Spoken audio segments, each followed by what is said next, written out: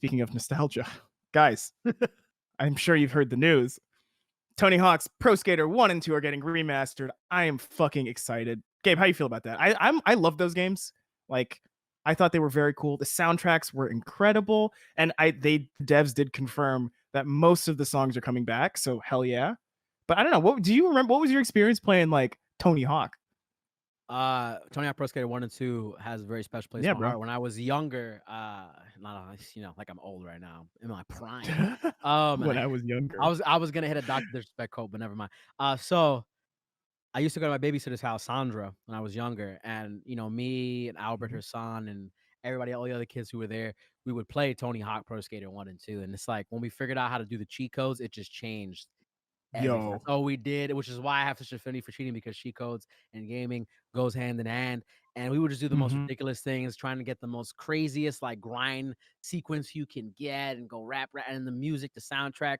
Also, like for the Oh, time, like skateboarding was so punk, it was so cool that it was just like it was everything you wanted in a video game. Like I yeah. probably won't go back to it because I've completely fried out on that game, but it's still so important. That's fair. I played it recently 'cause I guess this was last year, but I played it because I had to talk to Tony Hawk, for a story that I was doing. Subtle flex. Yeah, that game is hard, but also Tony Hawk is very cool.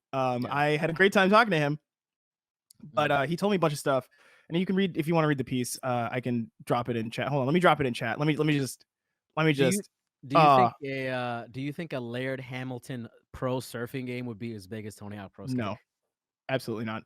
But Laird pro Tony Hawk told me he actually told me, when they were working on the game at Neversoft, like, he was teaching the devs how to skateboard, and Beautiful. apparently one of them actually ended up breaking their ankles trying to kickflip, but they all learned how to skateboard, so they're all skaters now, that's great. I Also, mean, you skating is yeah. back, bro. Like, What? How dare you? I feel like I see skaters everywhere on, like, TikTok and stuff. I don't know, it's cool. It's Dude, still I mean cool, it's still punk. okay, I mean, it's weird because, like, skating has kinda got a second life because of, like, hip hop. It's weird a little bit. Yeah. I mean, skating is It's fucking, besides riding a bike. Go ahead. yeah, no, it's just like Odd Future was, like, some of the Yeah. first people to start bringing that back into the mainstream, Yep, which is pretty 100%. cool. Then I liked also it, I yeah. liked it. I mean, it's just like skating, graffiti, all that like DIY, be a punk, jump over fences, kind of a Mhm, nostalgia and feel. I think is just always prevalent. And then if you go to today with like how today's, I guess, generation, they don't really mhm. have like, yo, go be a punk and go do this. Like it's like you like Yeah, I mean, but if you wanna talk about online identity and identity formation in general, I think, like, a lot of people like, a lot of teens now have so much more to choose from. There's so many things you can draw from, and the yeah, internet lets you access a bunch of different subcultures at once. So you can, like, pick and choose what suits your personality. So, yeah, there isn't actually that, like, I don't think there's that stereotypical sort of, like, "I'm a punk, like, I do this thing, I do these things." yeah. Now, like, anybody can do anything, and it's actually I think that's cooler. Like, I like that there's no monoculture and there's no, like, corresponding, like, dominant alt culture to push back against it.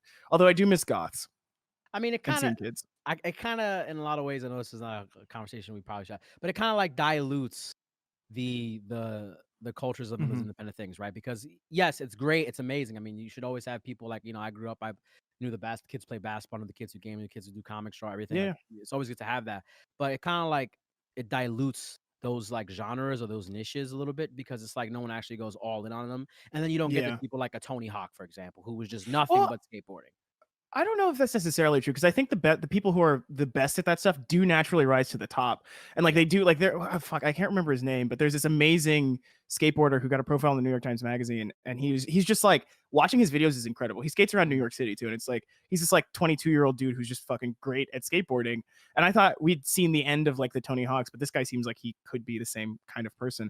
But I Yeah. also think this stuff kind of like keeps like the picking and choosing and not getting too deep into stuff actually kind of keeps those subcultures alive because like it's become a currency, right? When you like find something cool from the past, like the new thing is like tie-dyed shirts, right? Like that's the thing that's happening right now on Yeah. TikTok, etc. Like that's like 70s shit, right? That's like Grateful Dead kind of like Yeah. it's really interesting, and it's cool that it's coming back, but it's like are people really into tie-dyes or the tie-dye lifestyle? Are people like being hippies and groupies Yeah. still? Like no, like that is no, they're no like roadies anymore, Yeah. right? And Well, not just tie-dye because of yeah. quarantine. Well, tie-dye's kinda changed a lot as well because, like, you have people like Murder Bravado who have done like very unique things with like how they tie their Yeah. apparel. But also in chat, we have Brandon and Marissa saying, I disagree, Gabe. Nah, Gabe. I feel like there will always be dedicated people in every avenue. Yes, I agree. Yeah. I'm not saying there's not gonna be dedicated people in every avenue. You're gonna have people who love things more than other people that take it to the Yeah. 100th level. But what I'm saying is the more people who are gently into it with their foot, like just their foot barely in, and they're doing a whole bunch of other things, you're not gonna have like a lot of those like major impact people like a Tony Hawk.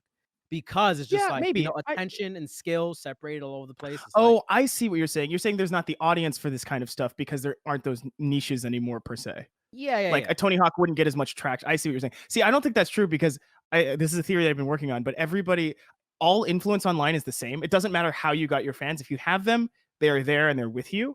And it's like, it's like I have to get around to writing this, but like there are a bunch of retired porn stars on Twitch and they're great. They just stream video games, but like their audiences are huge, right? And it's like, where did they get those audiences? Obviously from doing porn. But it's like it doesn't matter when it translates into subs and bits and Yeah, stuff, and like yeah, people are yeah. there genuinely for the person. Like it's cool. I think that's one of the cool things about online. Anyway, this is I a know. huge digression. This is a very long No, this is digression. what conversation But is all about, baby. Let's come on yeah, now. you're right. I feel like it's a conversational day. We're having a conversation day. This is a conversation episode.